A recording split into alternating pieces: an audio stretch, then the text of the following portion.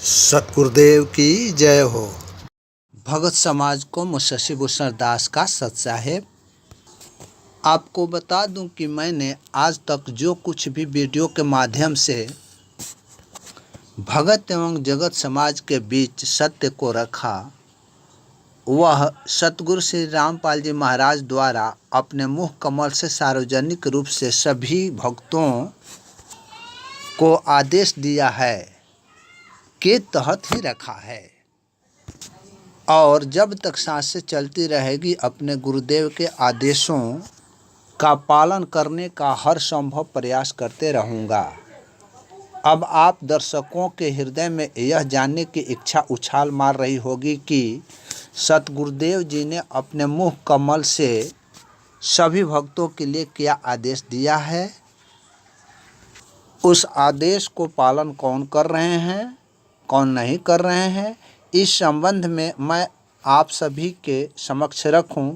इसके पहले चाहूँगा कि यदि आपने मेरे YouTube चैनल को अभी तक सब्सक्राइब नहीं किया है तो अवश्य सब्सक्राइब कर लें तथा साथ में लगे नोटिफिकेशन घंटी को भी टच कर लें ताकि मेरे हर एक वीडियो आपको आसानी एवं अतिशीघ्रता से प्राप्त हो जाए।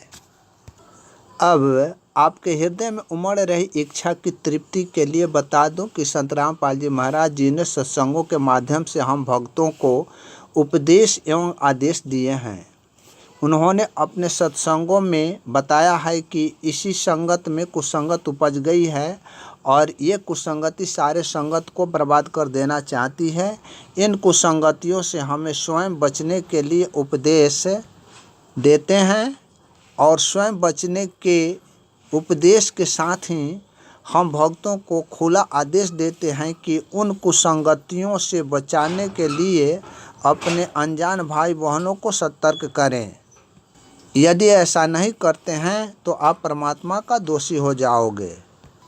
अर्थात गुरु जी ने सत्संगों में बताया है कि यदि आपको जानकारी हो गई है कि क्या सही है और क्या गलत है, क्या उचित है, क्या अनुचित है, कौन सा मार्ग उत्तम है, कौन सा मार्ग अनुत्तम है, ये सभी आपके ज्ञान में होते हुए भी यदि आप अपने भाई बहनों को उन कुसंगतियों से बचने के लिए सतर्क नहीं करते हैं तो आप परमात्मा का दोषी हो जाओगे।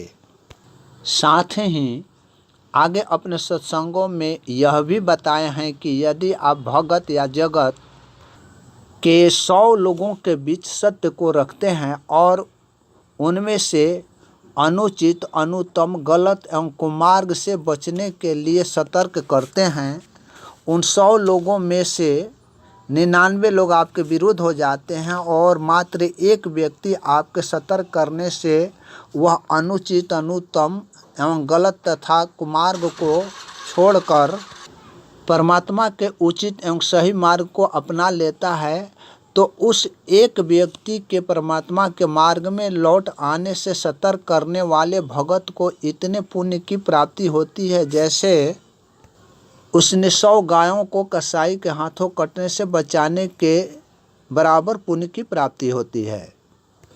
इसलिए हम सभी आंदोलनकारी अपने कर्म को कर रहे हैं, परमात्मा के आदेशों के अनुसार सत्य को अपने भाई बहनों तक पहुंचाने का कर्म करते हैं, क्योंकि अपना किया हुआ कर्म का फल अपने को ही प्राप्त होता है।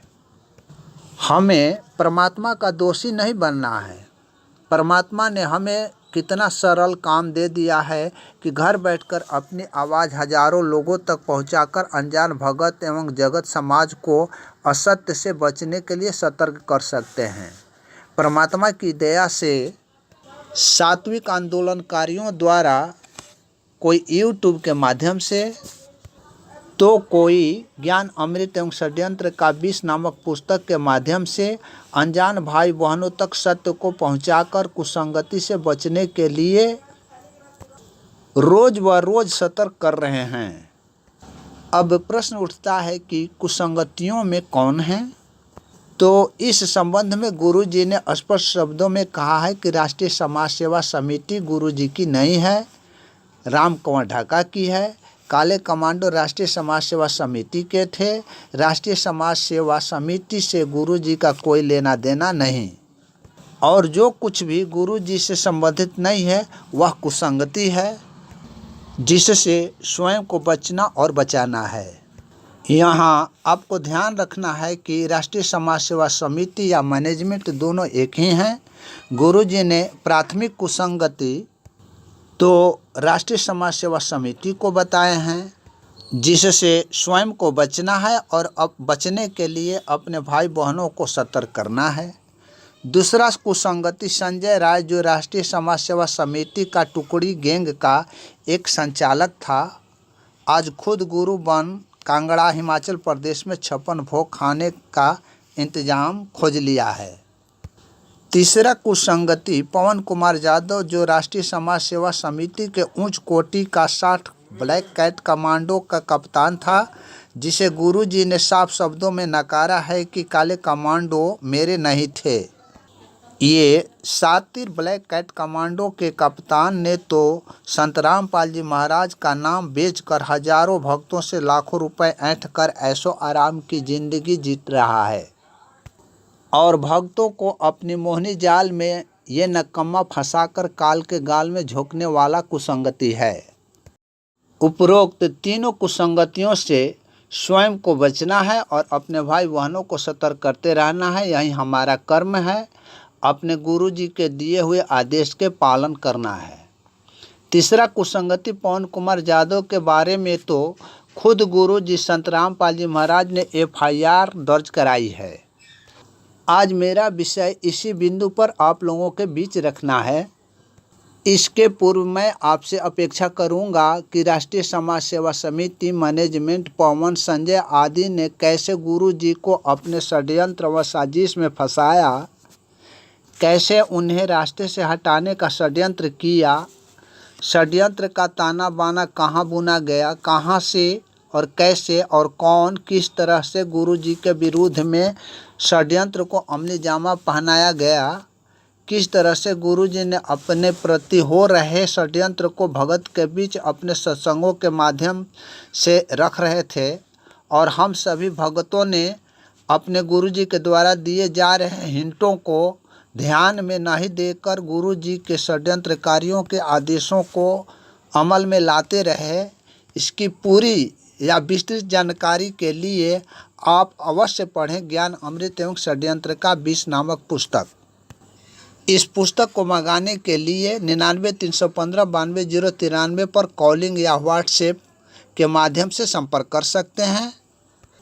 अब मैं अपने आज के विषय वस्तु पर आता हूं कि गुरु जी ने राष्ट्रीय समाज सेवा समिति के ब्लैक कैट कमांडो का कप्तान पवन कुमार यादव के विरुद्ध क्या केस दायर किया, कब किया, ये सारी बातों को संक्षिप्त में रखना चाहूँगा।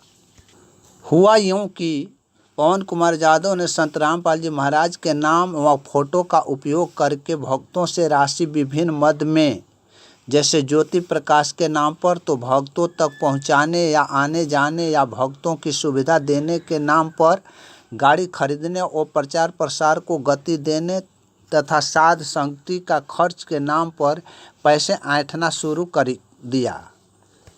इसकी लालच इतनी आगे बढ़ गई कि इसने लाखों रुपए अखबार में गुरु जी का नाम व फोटो के साथ ऐड निकलवाने या भक्तों से राशि उगाही किया तथा दैनिक भास्कर में ऐड निकलवाया।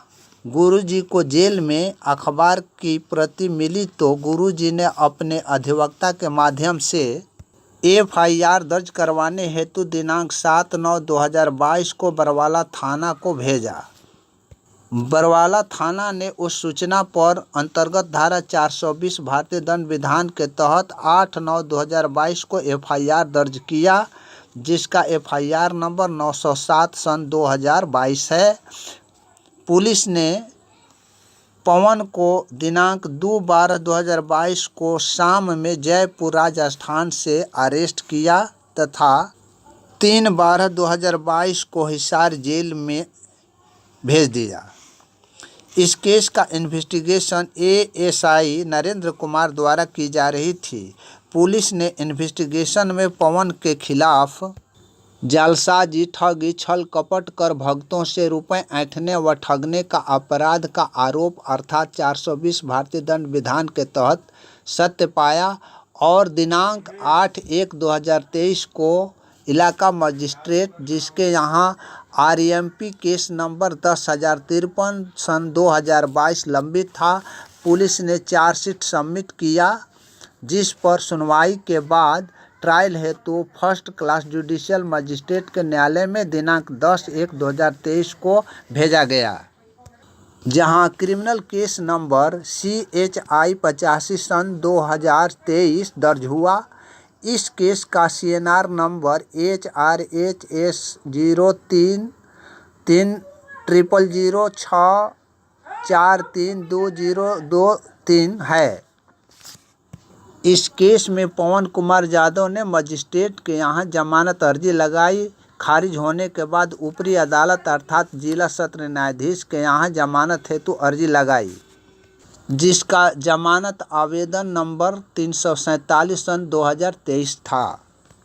एडिशनल सेशन जज हिसार माननीय लोकेश गुप्ता जी द्वारा पवन कुमार यादव को दिनांक 7/2/2023 को जमानत दे दी। जमानत पर्सनल बॉन्ड मोबलिक 50,000 रुपये 2 सिक्योरिटी के साथ दी गई। इस तरह पवन कुमार यादव ने हिसार जेल में 2 माह बिताने के बाद जमानत पर रिहा हुआ। पवन कुमार यादव ने कोर्ट के समक्ष असलियत छुपाई कि इस केस के अलावा और कोई दूसरा केस नहीं है, जबकि सर्वविदित है कि मेरठ कोर्ट में इसके विरुद्ध जानी थाना में धारा 420, 468, 468 के बाद 66 IT एक्ट के तहत मुकदमा दर्ज हुआ था।